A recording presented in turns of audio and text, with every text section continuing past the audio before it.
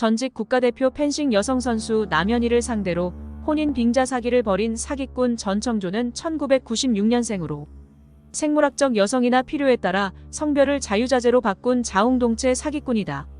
전청조는 본인이 재벌 3세, 글로벌 IT 기업의 임원, 승마 선수, 51조 자산의 재벌, 파라다이스가의 혼외자, 창업가와 같은 다양한 직업으로 피해자들에게 접근하며 돈을 뜯어냈다. 이와 같은 수법으로 전과로 기록된 것만 무려 10범 이상이며 피해 규모만 수억 원대에 달한다. 보도에 따르면 인천지방법원은 2020년 12월 11일 전청조에게 징역 2년 3개월을 선고했는데 당시 재판부는 전청조는 다수의 피해자를 기망해 3억 원에 가까운 거액을 편취했다. 피고인은 대부분 피해자의 피해를 변제하지 못했다고 지적했다. 전청조의 사기 행각들은 다음과 같다.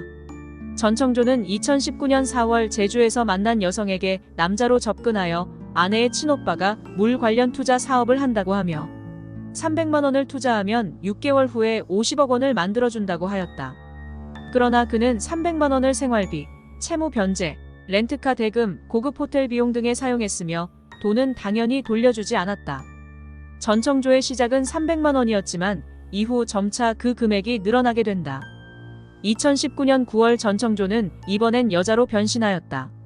전청조는 데이팅 앱에서 한 남성을 만났고 그에게 결혼을 하자고 제안을 하였다. 전청조는 혼수를 해오겠다. 넌 대출을 받아서 집을 구하자고 했으며 이 말을 들은 남성은 2,300만 원을 보냈으나 전청조는 그대로 사라지게 된다. 이번에도 그는 채무 변제, 호텔 비용, 여행 경비에 돈을 사용하였다. 데이팅 앱에서 만난 남성은 이뿐만이 아니다. 2018년 전청조는 데이팅 앱에서 만난 다른 남성에게 본인을 말 관리사라고 소개하며 접근하였다. 이후 그들은 연인으로 발전하였고 전청조는 남성에게 안장훼손 비용 100만 원, 말이 죽어 380만 원, 커플티 90만 원, 대출금 2,200만 원 등을 뜯어냈으며 알려진 금액만 총 5,700만 원이다. 2019년 6월 전청조는 이번엔 재벌 3세 남자가 되었다. 그는 나는 파라다이스 전필립 회장의 혼외자다. 2019년 10월부터 카지노에 복귀한다. 그럼 너를 비서로 고용하겠다. 라고 발언하며 피해자를 거짓 고용하였으며 파라다이스에서 일하려면 신용 등급이 높아야 한다는 이유로 8천만 원을 요구하였다. 피해자에게 대표님은 땅콩 알러지가 있다. 사이다는 칠성 사이다만 먹는다.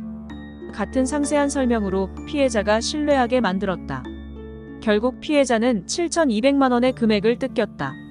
비서 채용 사기는 해당 연도뿐만 아니라 2017년도에도 동일 수법을 구사하였으며 더 많은 피해자가 있을 것으로 생각된다. 2019년 9월 전청조는 미국에 있는 재벌 3세이기도 하였다. 물론 그는 당시 용산에 있었다.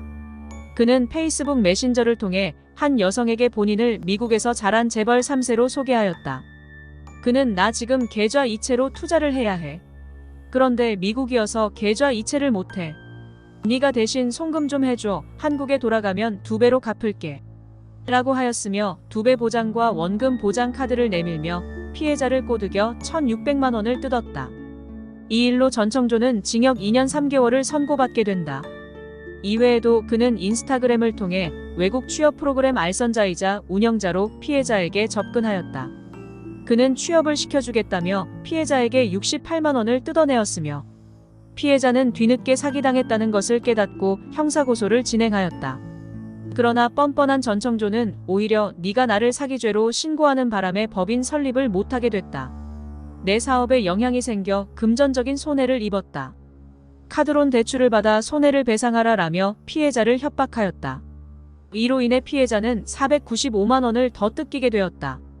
전청조는 이외에도 다양한 피해자들에게 적게는 수십만 원에서 많게는 수천만 원까지 뜯어내었다. 알려지지 않은 피해자들까지 합하면 사기 규모는 어마어마할 것으로 생각된다.